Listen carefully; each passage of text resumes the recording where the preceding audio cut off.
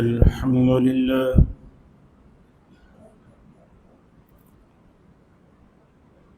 الحمد لله حمدا كثيرا كما أمر،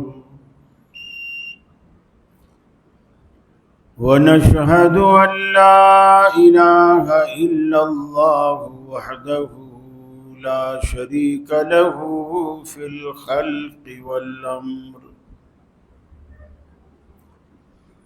ونشهد أن سيدنا وسندنا محمدا عبده ورسوله، المبعوث إلى الأسود والأحمر لتتميم مكارم الأخلاق، لا يخلق نبي ولا رسول بعده ولا أمة بعد أمته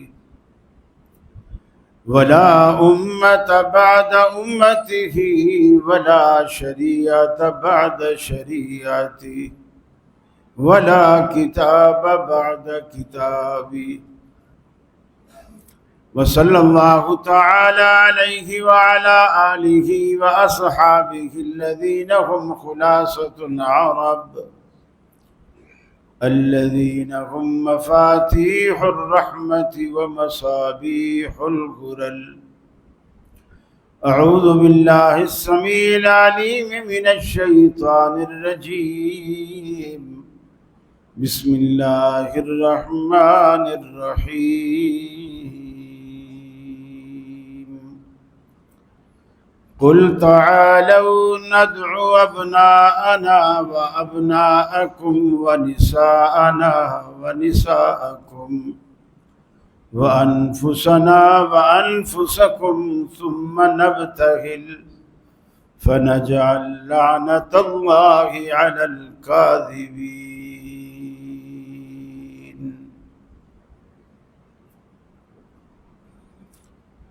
یہ مقصد ہے کہ دنیا سے جہالت دور ہو جائے، کلام اللہ سے مومن کا دل پر نور ہو جائے. یا الہی جب تک کہ میرے جسم میں جان رہے، تجھ پہ صدقے تیرے محبوب پہ قربان رہے. میں رہوں یا نہ رہوں پر دل کی ہے یہ دعا، دین احمد اور عزت قرآن رہے. عزیز ساتھیو، دوستو، بزرگوں، محرم کا پورا مہینہ آپ نے ایسے مسائل سنے جس میں لوگ عموماً شش و پنج کا شکار ہوتے ہیں اور لوگوں کی باتوں میں آ کر صحابہ کرام جیسی مقدس ہستیوں کو تنقید کا نشانہ بناتے ہیں. کچھ لوگ یہ بھی کہتے ہیں کہ یہ وہابی لوگ باقی صحابہ کو تو مانتے ہیں، اہل بیت کو نہیں مانتے. تو میں چاہ رہا ہوں کہ آپ کو پتہ چلے کہ ہم اہل بیت کو بھی مانتے ہیں اور اسی طرح مانتے ہیں جس طرح ماننے کا حق ہے. میں سیدنا علی المرتضیٰ رضی اللہ تعالی عنہ کی پاکیزہ زندگی اور فضائل و مناقب کے حوالے سے کچھ باتیں آپ کی گوش گزار کروں گا. اگرچہ بہت ساری باتیں اس میں پیچھے بیان ہو چکی ہیں جن کا تعلق سیدنا علی المرتضیٰ کی زندگی سے، جیسے جنگ جمل ہے، جنگ صفین ہے، غدیر خم ہے، حدیث قرطاس ہے. اسی طرح سیدنا معاویہ رضی اللہ تعالی عنہ کے ساتھ سیدنا عثمان کے قصاص کے مسئلے پر ان کا اختلاف ہے. یہ ساری باتیں بیان ہو چکی ہیں. ہم ان کو نہیں دہرائیں گے، صرف سیدنا علی المرتضیٰ رضی اللہ تعالیٰ عنہ کے فضائل اور مناقب تک محدود رہیں گے۔ اللہ سے دعا ہے کہ اللہ رب العالمین مجھے حق کہنے اور ہم سب کو حق پہ عمل کرنے کی توفیق عطا فرمائے۔ نجران ایک قبیلہ تھا عیسائیوں کا، انہوں نے رسول اکرم صلی اللہ علیہ وسلم کی نبوت کو جھٹلایا اور کہا کہ نعوذ باللہ آپ کا دعویٰ جھوٹا ہے۔ اب ایسے موقع پر جو لوگ اللہ کو مانتے ہوں، اللہ پر ایمان رکھتے ہوں، ہمارے ہاں بھی ایک طریقہ رائج ہے کہ اچھا جی تو اللہ کی قسم کھا، اسے اللہ کی قسم کھلاتے ہیں، پھر لوگ کہتے ہیں جی میاں آپ اس نے قسم کھا لی ہے، اب تو اس کو اس کے حال پر چھوڑ دو، اگر اس نے جھوٹی قسم کھائی ہے تو اللہ خود نمٹ لے گا، اور اگر سچی قسم کھائی ہے تو ٹھیک ہے، پھر یہ سچا ہے۔ اللہ نے مسئلے کا ایک اور حل بتایا، اسے کہتے ہیں مباہلہ۔ جو ایک دوسرے کو جھوٹا کہنے والے ہوتے ہیں وہ ایک جگہ جمع ہوتے ہیں، وہ فریق بھی اپنے بچوں کو لاتا ہے، عورتوں کو لاتا ہے، اور دوسرا فریق بھی اپنے بچوں کو لے جاتا ہے، عورتیں لے جاتا ہے، اور دونوں اپنے بارے میں یہ کہہ رہے ہوتے ہیں کہ ہم سچے ہیں، ہمارا دعویٰ سچا ہے، اور دوسرے کو کہہ رہے ہوتے ہیں کہ تم جھوٹے ہو، تمہارا دعویٰ بھی جھوٹا ہے۔ نبی کریم صلی اللہ علیہ وسلم نے عیسائیوں سے کہا کہ تم مجھے جھوٹا کہتے ہو، تمہارا یہ دعویٰ جھوٹا ہے چونکہ میں سچا ہوں، اور عیسائی کہتے تھے کہ نہیں نعوذ باللہ آپ جھوٹے ہیں۔ اب اللہ نے اس کا حل یہ نکالا کہ دونوں اپنے خاندان کو لے آؤ، خود بھی آؤ، بچوں کو لے آؤ، عورتوں کو لے آؤ، اور یہاں میدان میں یہ عہد کرو کہ تم دونوں میں جو بھی جھوٹا ہو اس پر خدا کی لعنت، جو بھی تم دونوں میں جھوٹا ہو اس پر خدا کی لعنت۔ اس کا نتیجہ یہ نکلے گا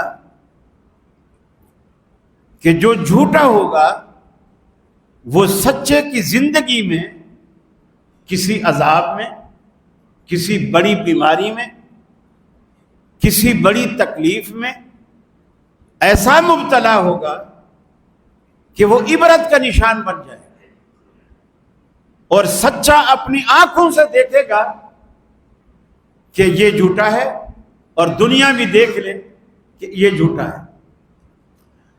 اب عیسائی چونکہ اہل کتاب تھے اور وہ اپنی کتابوں میں یہ پڑھ چکے تھے کہ عیسیٰ علیہ السلام کے بعد ایک رسول آئے گا، اور یہ بات قرآن نے بھی کہی کہ یأتی من بعد اسمہ احمد۔ عیسیٰ علیہ السلام نے اپنے حواریوں سے کہا تھا کہ میرے بعد ایک شخص آئے گا، اس کا نام احمد ہوگا، اور گویا انجیل نے بھی یہ پیشین گوئی کی۔ اب ان کو یہ ڈر تھا کہ اگر یہ وہی رسول ہوا تو پھر تو یہ سچا ہے، پھر ہم اگر یہ مباہلہ کریں گے ان کے ساتھ تو ہم تو مارے جائیں، یہ تکلیف، یہ عذاب، یہ بیماری تو ہماری عورتوں، بچوں، ہم سب پر آئے گے، جس کو بھی میدان میں لے جائیں گے۔ لہذا وہ مباہلے سے ڈر گئے۔ قرآن نے دعوت دی لیکن وہ ڈر گئے، مباہلہ کیا نہیں، اس سے راہ فرار اختیار کر۔ جیسے یہاں بھی بہت سارے مناظرے طے ہوتے ہیں اور جو جھوٹے ہوتے ہیں پھر وہ وقت پہ پہنچتے نہیں، آتے نہیں، یہ بھی اس کے جھوٹے ہونے کی علامت ہوتا ہے۔ تو اللہ تعالیٰ نے اس بات کو قرآن مجید میں بیان کیا، اور یہ میں اس لیے حضرت علی کی شان میں بیان کر رہا ہوں کہ نبی کریم صلی اللہ علیہ وسلم مباہلے کی دعوت جب عیسائیوں کو دے رہے تھے اور اپنے خاندان کے لوگ بھی لے گئے تھے، اس میں اللہ کے رسول خود تشریف لے گئے، حضرت علی کو لے گئے، حسن حسین کو لے گئے، اور عورتوں میں سیدہ فاطمہ کو لے گئے۔ ان لوگوں کو آپ مباہلے کے لیے وہاں لے گئے، گویا انہیں آپ نے اپنے خاندان کا ایک حصہ قرار دیا، اور یہ حضرت علی کے لیے بہت بڑی سعادت کی بات ہے۔ حضرت عمر فاروق رضی اللہ تعالی عنہ فرمایا کرتے تھے کہ سیدنا علی المرتضی رضی اللہ تعالی عنہ کو اللہ تعالیٰ نے 3 بڑی فضیلتیں عطا کی ہیں، ان میں سے اگر مجھے ایک فضیلت بھی مل جاتی تو میرے لیے عرب کے سرخ اونٹوں سے بھی زیادہ قیمتی ہوتی۔ وہ 3 فضیلتیں کیا تھیں؟ سیدنا عمر فاروق کہتے ہیں ان میں سے ایک یہ کہ اللہ کے حبیب نے اپنی لخت جگر سیدہ فاطمہ الزہرا رضی اللہ تعالی عنہ حضرت علی کے عقد میں دی، اور اللہ نے ان سے انہیں اولاد بھی دی۔ حضرت علی کی ایک فضیلت تو یہ ہو گئی کہ اللہ کے رسول نے انہیں اپنا داماد بنایا، اپنی لخت جگر ان کے عقد میں دی۔ دوسری فضیلت یہ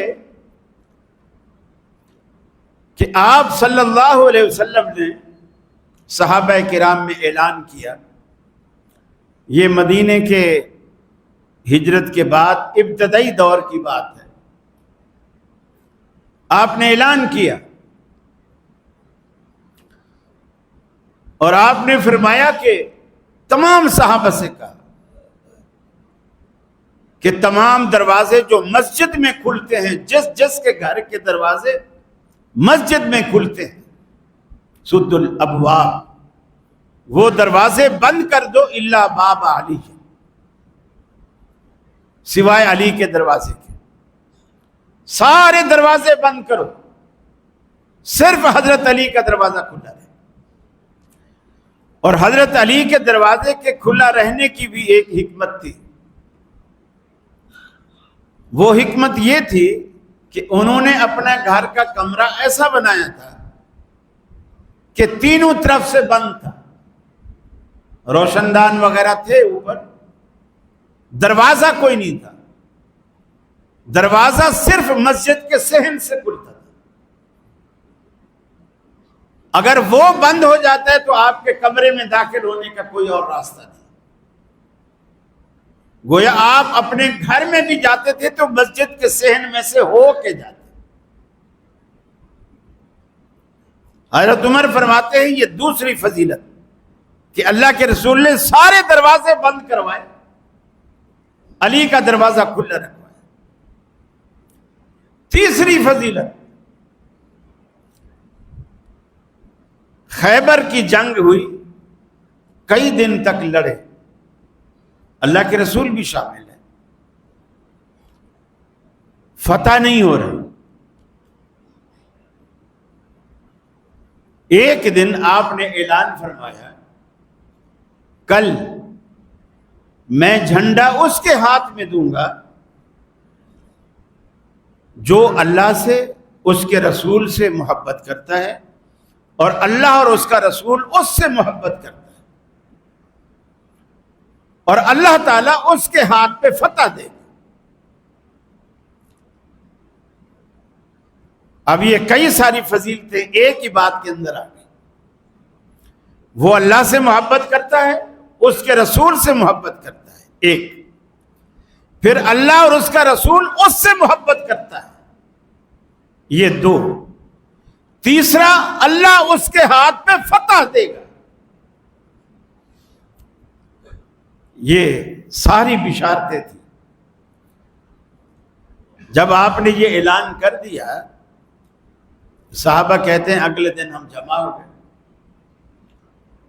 ہر شخص کے دل میں دو باتیں تھیں۔ ایک یہ تجسس تھا کہ دیکھیں یہ خوش نصیب شخص کون ہے، اور ایک یہ تمنا تھی ہر دل میں کہ کاش وہ میں ہوں، میرا نام آ جائے۔ سارے لوگ جمع ہیں، اللہ کے رسول بیٹھے ہیں، ابھی آپ نے کسی کو بلایا نہیں۔ ایک تجسس صحابہ کے دلوں میں بھی پیدا ہو رہا ہے۔ آپ نے آواز دی کہ علی کہاں ہے؟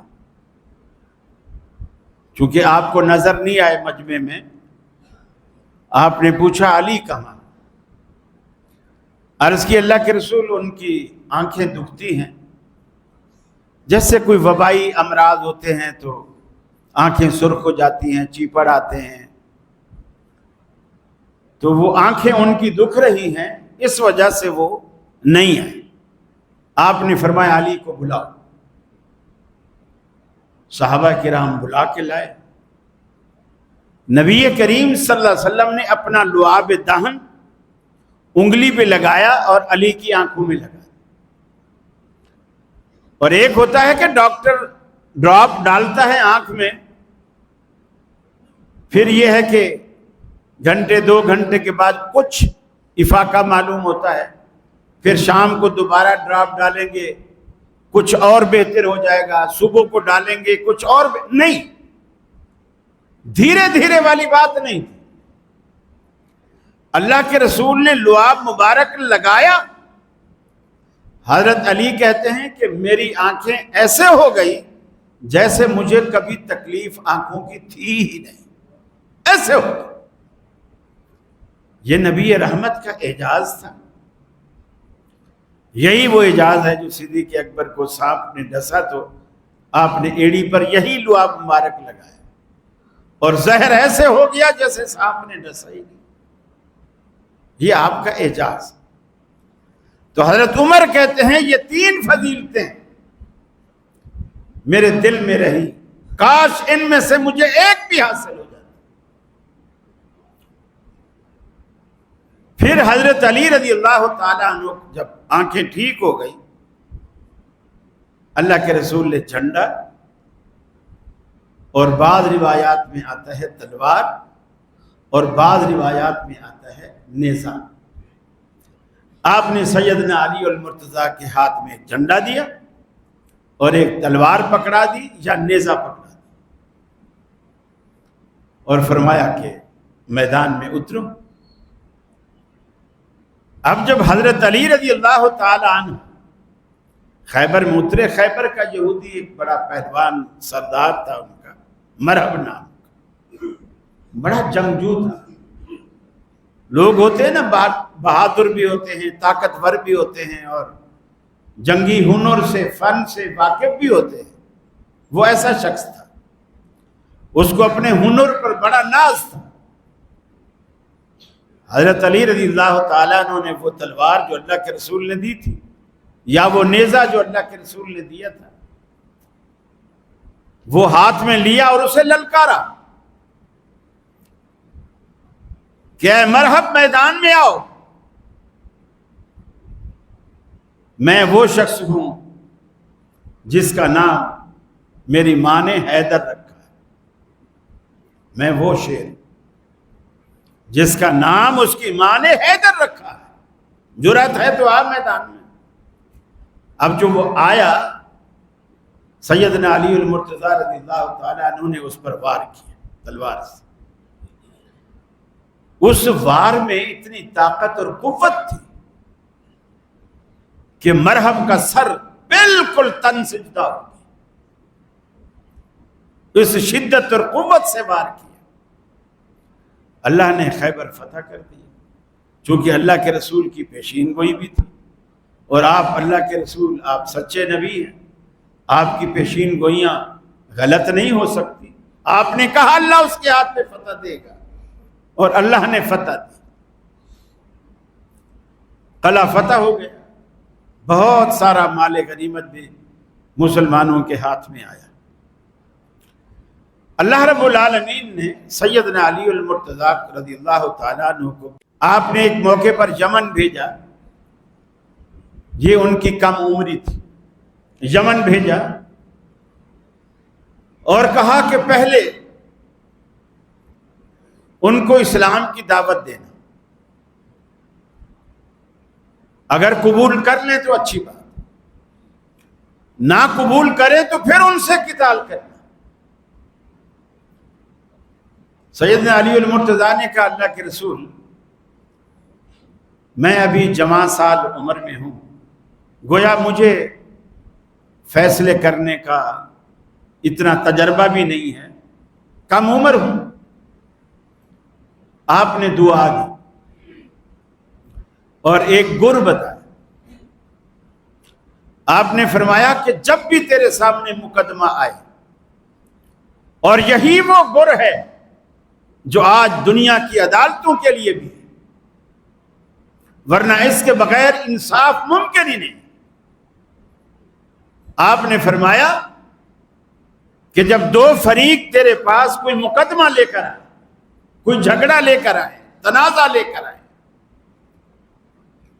ایک فریق کی بات سنو، سننے کے بعد جتنا توجہ اور جتنا محبت کے ساتھ تم نے پہلے فریق کی بات سنی ہے، اتنی ہی توجہ اور محبت کے ساتھ دوسرے فریق کی بات بھی سنو۔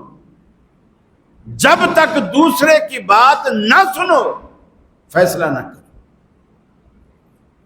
یہ جو اکثر لوگ مولویوں کے پاس بھی آ جاتے ہیں اور مولوی بھی فیصلے دے دیتے ہیں، وہ کس طرح؟ ایک بندہ آتا ہے کہ جی میرے ساتھ یہ زیادتی ہوئی، میرے ابا نے یہ کر دیا، میرے سسر نے یہ کر دیا، میرے بھائی نے یہ کر دیا، میری جائیداد پہ قبضہ کر لیا، میرے اتنے پیسے کھا گیا، اب اس کے بارے میں کوئی فتویٰ دو۔ مولوی صاحب لکھ دیتے یہ فتویٰ ناجائز ہے، تم نے فریق ثانی کی بات سنی ہی نہیں۔ یہ ضروری تھوڑی ہے کہ یہ کہنے والا جو کچھ اپنے بارے میں یا دوسرے کے بارے میں کہہ رہے تو یک طرفہ خبر ہے۔ اگر وہ اپنے والد کا گلہ کرتا ہے تو مولوی صاحب کا فرض ہے کہ بولے اپنے والد کو بلا کے لا، میں اس کی بھی بات سنوں۔ رسول اللہ صلی اللہ علیہ وسلم کے پاس بھی تو ایک بندہ آیا تھا اور بڑی گلے کرنے لگا اپنے والد کی کہ یا رسول اللہ، میں کوئی بھی چیز گھر میں رکھی ہوتی، ابا آتا ہے پوچھتا بھی نہیں، اٹھا کے چلا جاتا ہے، اور مجھے کسی چیز کی ضرورت پڑتی ہے میں ابا کے گھر جاتا ہوں، حالانکہ مجھے پتا ہے وہ گھر میں رکھی ہوئی ہے، لیکن ابا منع کر دیتا ہے۔ تو کیا جس طرح ابا مجھے منع کر دیتا ہے، کیا مجھے بھی اجازت ہے کہ میں بھی ابا کو منع کر دیا کروں؟ آپ کوئی بھی فیصلہ فرما سکتے تھے، آپ نے فرمایا والد کو بلا، والد کو بلا، والد کو بلا لائے۔ والد نے جو کہانی سنائی کہ یا رسول اللہ، ایک وقت وہ تھا جب یہ چھوٹا تھا، اسے میری ضرورت تھی، مجھے اس کی ضرورت نہیں تھی، پھر یہ چل پھر نہیں سکتا تھا، چلنے پھرنے کے لیے اسے میری ضرورت تھی، اس وقت مجھے اس کی کوئی ضرورت نہیں تھی، یہ کماتا نہیں تھا، روزی روٹی کے لیے اسے میری ضرورت تھی، اور مجھے اس وقت اس کی کوئی ضرورت نہیں تھی، لیکن میں نے اس کی ہر ضرورت پوری کی۔ آج زندگی نے معاملہ بالکل الٹ کر دیا، پہلے میں طاقتور تھا، یہ کمزور تھا، اب میں کمزور ہو گیا ہوں بڑھاپے کی وجہ سے، یہ طاقتور ہو گیا ہے جوانی کی وجہ سے، اب یہ طاقتور ہے کماتا ہے، میں بڑھاپے کی وجہ سے کما نہیں سکتا، یہ باروزگار ہے میں بے روزگار، آج مجھے اس کی ضرورت ہے، اس کو میری اب کوئی ضرورت محسوس نہیں ہوتی، بلکہ مجھے یہ اپنے اوپر بوجھ اور بار سمجھتا ہے۔ آپ نے فرمایا، اس بچے کو فرمایا، جتنے بھی نوجوان ہیں سن لیں اس بات کو، اللہ کے رسول نے فرمایا اس نوجوان بیٹے سے، انتا ومالوکا لابیکا، تو یہ کہتا ہے کہ میں ابا کو روکوں، دوں یا نہ دوں، ارے تیرا ہے کیا جو تو روکے گا؟ تیری کیا حیثیت ہے؟ تو بھی اپنے باپ کا ہے، جو کچھ کمایا ہے وہ بھی تیرے باپ کا ہے، اسے پورا اختیار ہے جب چاہے تیرے مال سے لے لے۔ میرے بھائیو، نبی کریم صلی اللہ علیہ وسلم نے یہ ایک فارمولے دیے ہیں فیصلہ کیسے کرنا ہے۔ حضرت علی فرماتے ہیں میں نے ساری زندگی رسول اللہ کی اس نصیحت کو پلے باندھا اور اسی پر عمل کیا، جس کا نتیجہ یہ نکلا، نبی کریم صلی اللہ علیہ وسلم نے جو بعض موقعوں پر بعض صحابہ کرام کے جو اوصاف بیان کیے، فلاں وراثت میں ماہر ہے، فلاں حیاداری میں زیادہ ہے، فلاں سچائی میں زیادہ ہے، فلاں ایمانی غیرت میں زیادہ ہے، فلاں علم وراثت میں ماہر ہے، فلاں علم ریاضی میں ماہر ہے، فلاں امانت دار زیادہ ہے، وہاں آپ نے حضرت علی کے بارے میں فرمایا، اقضاہم علی بن ابی طالب، میرے صحابہ کرام میں سب سے بہترین فیصلے کرنے والا علی بن ابی طالب، سب سے بہترین فیصلے کرنے والا۔ اللہ نے ان میں وصف رکھا ہے، معاملے کو جج کرنا اور یہ بھانپنا حق کس طرف ہے، اور کون سا بندہ حق کہہ رہا ہے اور کون سا بندہ چرب زبانی سے فائدہ اٹھا کر بات کو گھما رہا ہے۔ اللہ تعالیٰ نے یہ مجھے وہ صلاحیت عطا کر دی ہے کہ میں بھانپ لیتا ہوں اور اسی وجہ سے فیصلے سچے کرتا ہوں۔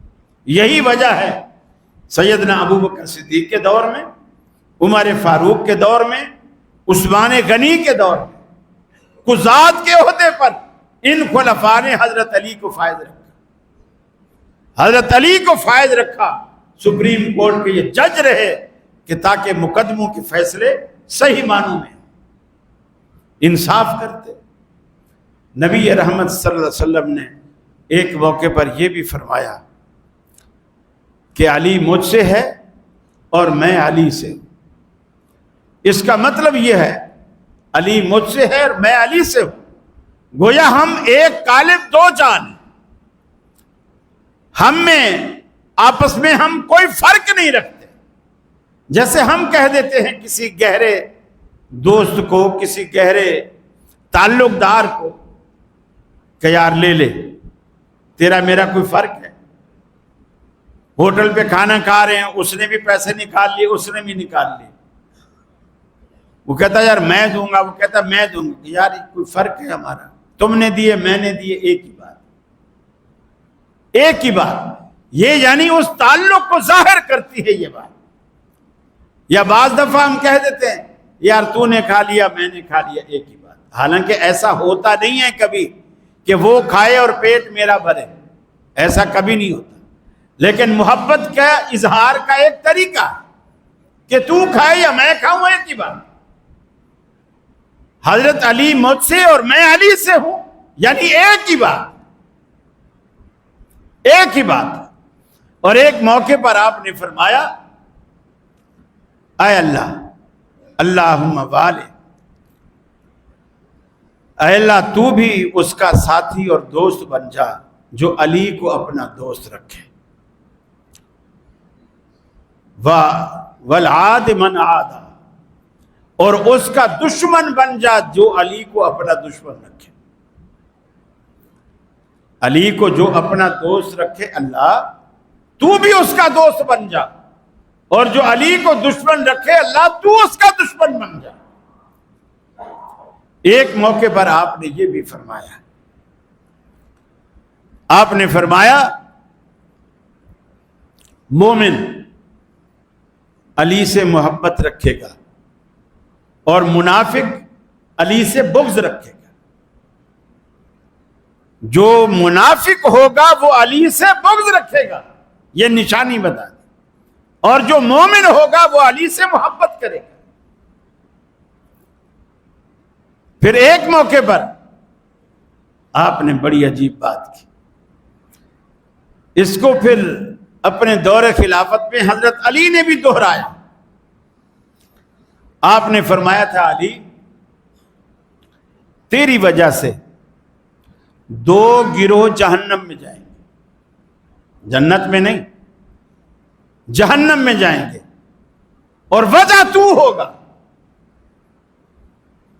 ایک تیری محبت میں اور ایک تیری دشمنی میں. حالانکہ اللہ کے رسول نے فرمایا کہ مومن علی سے محبت رکھے گا اور منافق بغض رکھے گا, دشمنی رکھے گا. پھر آپ نے یہ کیوں فرمایا کہ تیری وجہ سے 2 گروہ جہنم میں جائیں گے, ایک تیری محبت میں ایک تیری دشمنی میں؟ دشمنی والا تو سمجھ میں آتا ہے, محبت والا کیسے جہنم میں جائے گا؟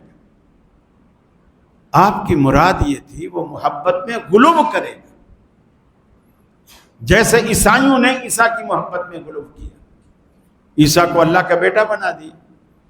عیسیٰ کو جو اللہ کا بیٹا عیسائی کہتے ہیں وہ حضرت عیسیٰ علیہ السلام کی دشمنی میں کہتے ہیں یا محبت میں کہتے ہیں؟ محبت میں کہتے ہیں. اسی طرح ایک طبقے نے حضرت علی کو رب سے ملا دیا. ایک طبقہ ہے جو عمان مسقط میں نصیری کہلاتے ہیں, شیعوں کی ایک قسم ہے, نصیری کہلاتے ہیں. وہ بالکل کہتے ہیں علی اللہ ہے, ان کے الفاظ ہیں علی اللہ ہے, علی ہی اللہ ہے. تو یہ جو محبت میں ان کا اتنا بڑا دعویٰ, اتنا بڑا غلو,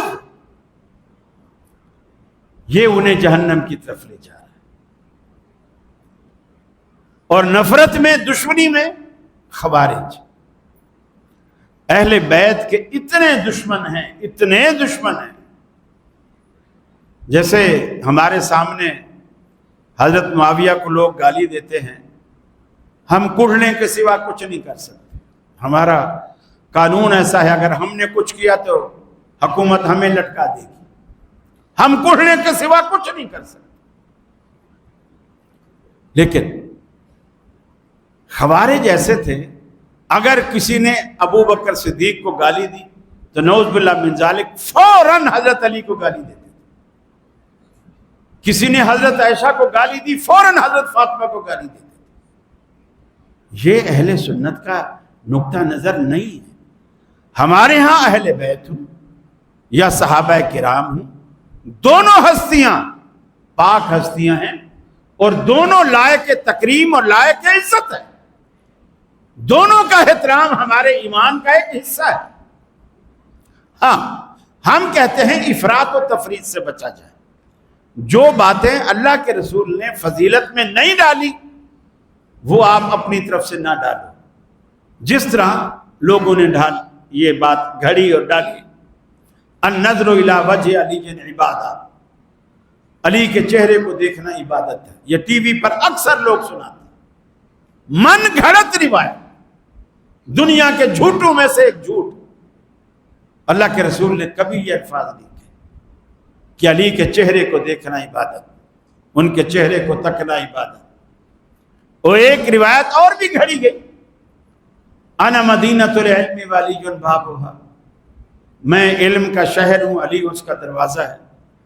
علامہ ابن جوزی رحمۃ اللہ علیہ کہتے ہیں بالکل من گھڑ. انہوں نے ان کی کتاب ہے الموضوعات, انہوں نے اس میں وہ روایتیں جمع کی ہیں جو گھڑی ہوئی روایتیں ہیں, اس میں یہ روایت بھی ہے.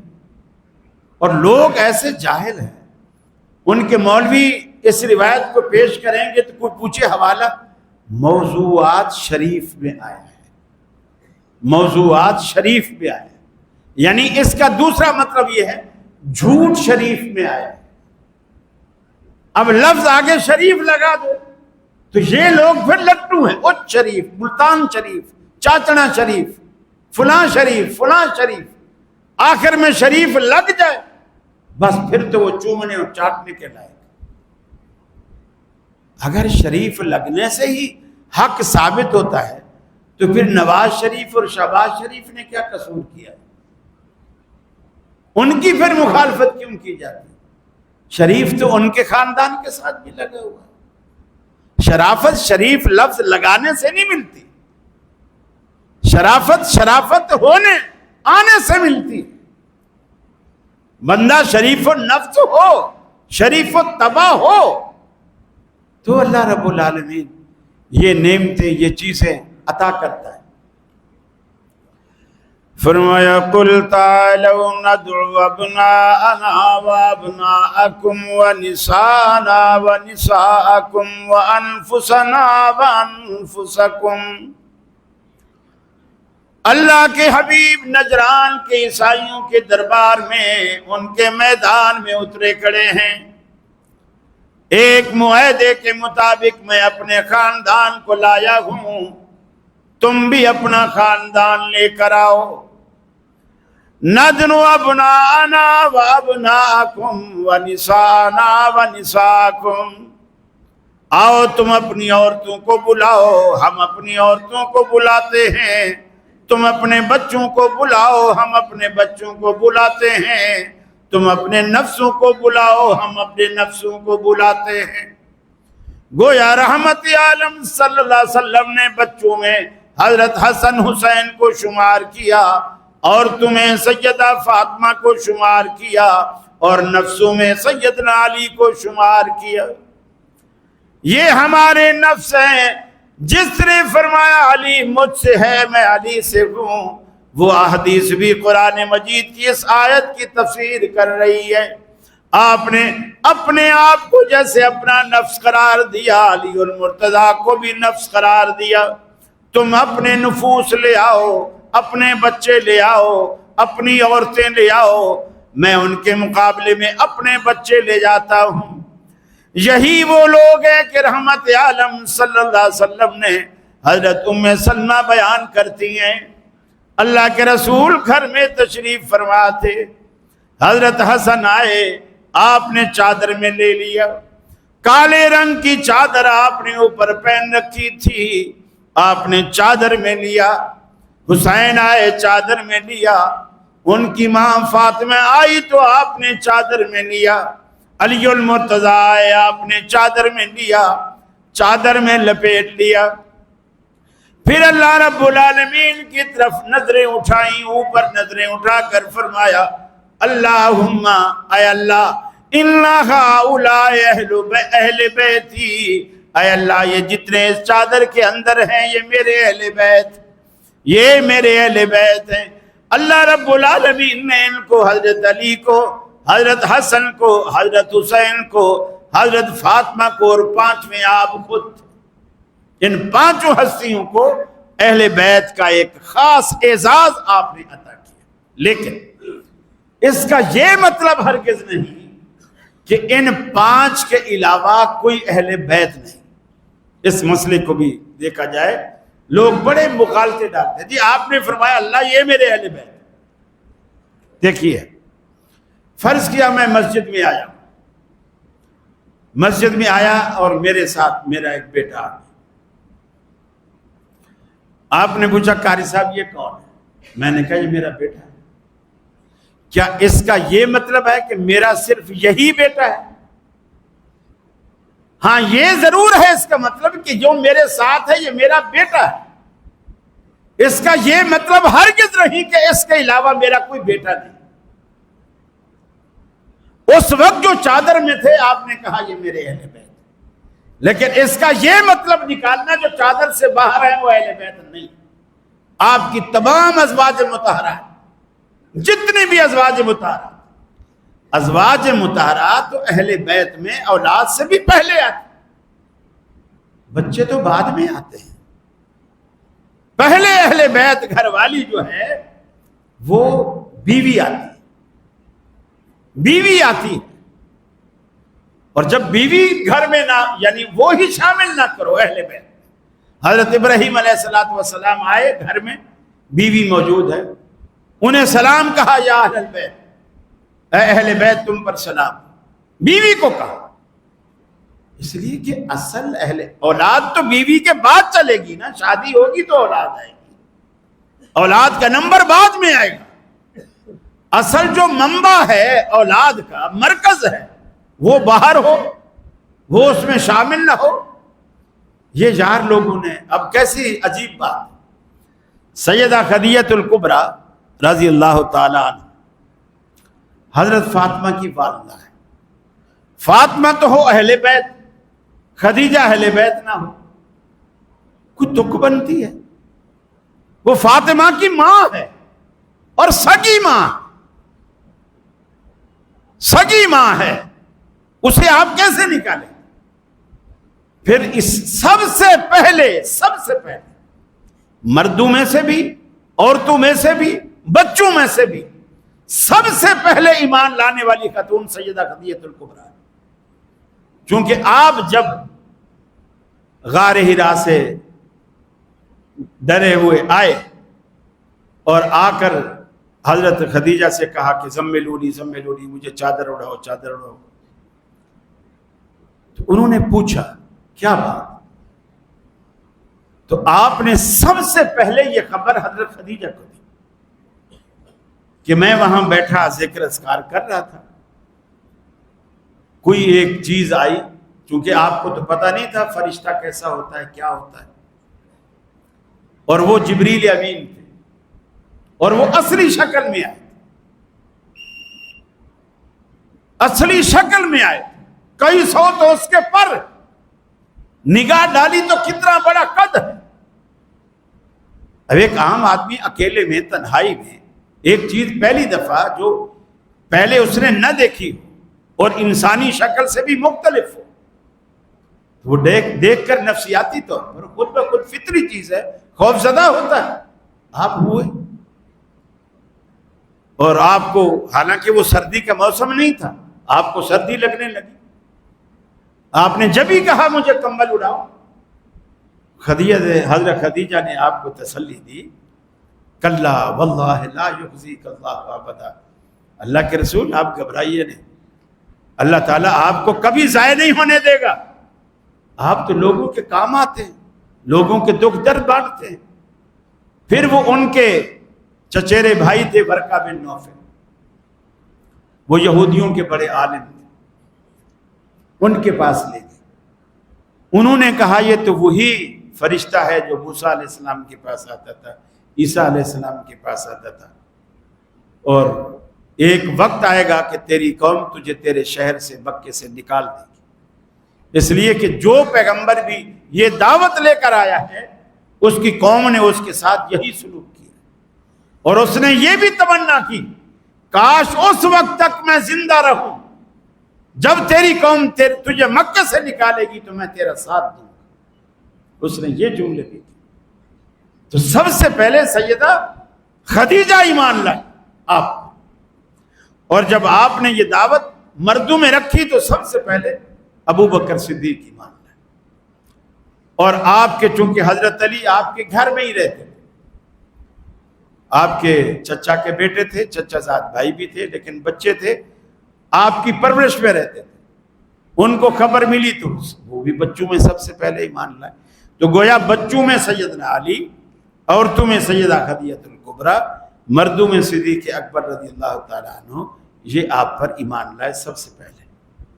تو یہ فضیلت بھی حضرت علی کو حاصل ہے کہ بچپن ہی سے اسلام کی آغوش میں پلے بڑے، اور اللہ کے رسول کی شفقت انہیں شامل حال رہی، اور آپ کی تربیت کے زیر سایہ رہے، اور پھر جا کر کے علی بنے۔ آپ کی تربیت کے نتیجے میں اللہ سے دعا ہے اللہ رب العالمین ہمارے دلوں میں صحابہ اور اہل بیت کی محبت پیدا فرمائے۔